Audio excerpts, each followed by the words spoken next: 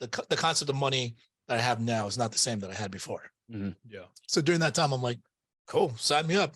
It's like there literally is like very little resistance in terms of mentally. Yeah. Because you just swipe a card, and like, because even if you had to spend cash, like I hate going to the ATM. Like I hate going to the bank, and so whenever I go, I just take out a bunch, right? Yeah. And then like, and if I have it in my pocket, I'll spend it real quick. They say cash is the best as far as like feeling like the money is going, you know. It's painful. It's like you're literally lighter in your pockets, right? You're literally like that bulge just like gets a little thinner and thinner. Yeah, change, if you pay with change, that's the ultimate. Even with cash, it makes a difference. Like, would you be pay with quarters? Would you rather break the 100 or spend the 5s and the 1s? Right? Spend the 5s and 1s. And if you don't want to have to break the 100, you'd rather not spend. Let's say you only had 3 $100 bills and it's $1 something, and it's novelty. You'd be disciplined not to break the 100. Also, not because when you pay with cash, because we rarely pay with cash now, you get change, right? Like little nickels. You're like, man, I don't want to carry around change. It's annoying. I'm gonna lose it. Yeah. You know. So yeah. Definitely. If there's a tip jar, it's going in there. Yeah. Exactly. I'm not carrying that change. Yeah. but you know, it's like, do you want to spend that 100? For me, I'm irresponsible, so I'll go ahead and spend it. It's painful. I don't want to do it, but I'm not going to debate, because I'm like, if I'm here and I need to get it, I just get it. Yeah. But I mean, I'll explain the reason why that's for me, why too. Okay. But getting to the business debt here, as John mentioned, the thing is you're probably just not working enough. And you can argue with me if you want, but you're just not working that much, and not as much as your financial situation necessitates you to. Mm-hmm. Okay. If you get into debt and you're not regularly paying it off, or it's going to be a difficult situation, you're not working enough, or you've counted your business model's broken. Yeah. Right. So first of all, before we get into those 7 things, and the first one's going to be increased revenue, because I think that's pretty obvious. First of all, if you guys get debt, I mean, first of all, just take a breath, just take a step back, stay calm. Because I think sometimes people see like a debt report come in and they're like, oh my gosh, like I can't believe the client canceled, or, you know, it's like, I don't even remember this case. And, you know, the client told me they wanted it, and it's whatever the reason is, it don't matter. It happened. It happened. Right.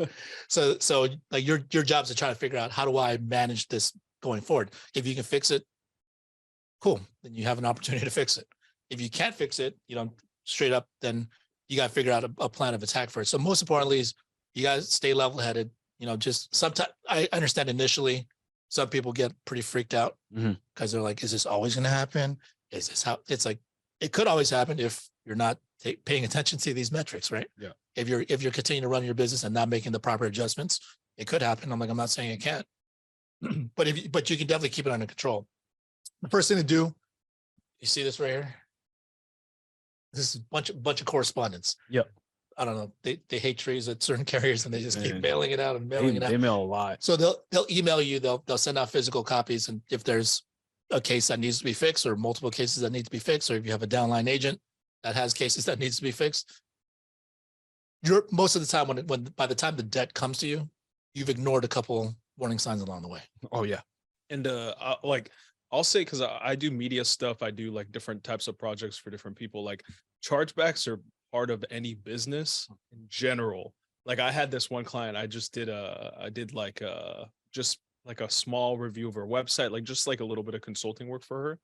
And she had like these different deadlines, and I got it done, but she was like annoying and like was just super obnoxious to work with. And we just had like some issues, and she's just crazy. She was objectively crazy. And I did everything that I needed for her to do.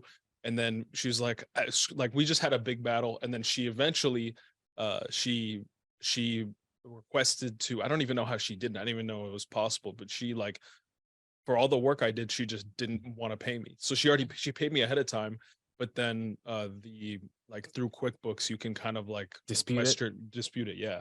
So yeah, I didn't get paid on that. You know, it is what it is. I didn't fight it because for me, I don't really care. Like it is what it is. Like I don't want that energy on Center me. collections. No, I mean, I just don't want that. It wasn't like a ton of money, so I wasn't like tripping about it. And if she wasn't happy with it, you know, it is what it is. We didn't have a contract or anything. And I was like, it's all good. But you know, that's just one example of like, it's just part of business, you know, just things happen. Like it's not exclusive to just because it has a specific name, I guess, in insurance, which is a chargeback. Technically, that was a chargeback. You know what I'm saying? Like, I got paid and then got it taken back. If I would have paid cash, if she would have paid cash, obviously she would have been, screwed out of luck. But it's all good. It's part of life. It's part of business. Yeah, in our business, I think you got to understand we're self-employed, we're 1099. I did one presentation to one of my clients. It was the best response this lady had. So she was my client from our old company, replaced her current policy with another policy. Okay, it's one of those term policies, starts with a P, big company, multiple carrier, multiple agents, and they don't make a lot of money. But this lady was smart. And then my client, Rosalind, she said, you know what, come over. I want you to explain this to that agent that sold it to me. So she had a whole life with us from the old company, and it was being replaced by a term. And this lady had both of us in there At the same time. At the same time, yeah. She wanted us to duel and joust for her business, basically. And then so she checked the lady. She said, "Hey, so you get paid on commission, right?" And you know what she said? "Yes, but I only get paid on commission and only get paid if I do my job correctly." That's what she said. And you guys got to understand, in our business, that's the same way. We only get paid for job done and completed. So if you are getting a chargeback, you did not get your job done and completed, right? Yep. So first notice from the company, if you had a missing NSF, insufficient funds, that's our job. That's our calling to say, hey, client, you missed a payment. Yeah. Something happened. We got to follow up. We got to do some work for that. If not, your job's not completed. You're going to get a chargeback.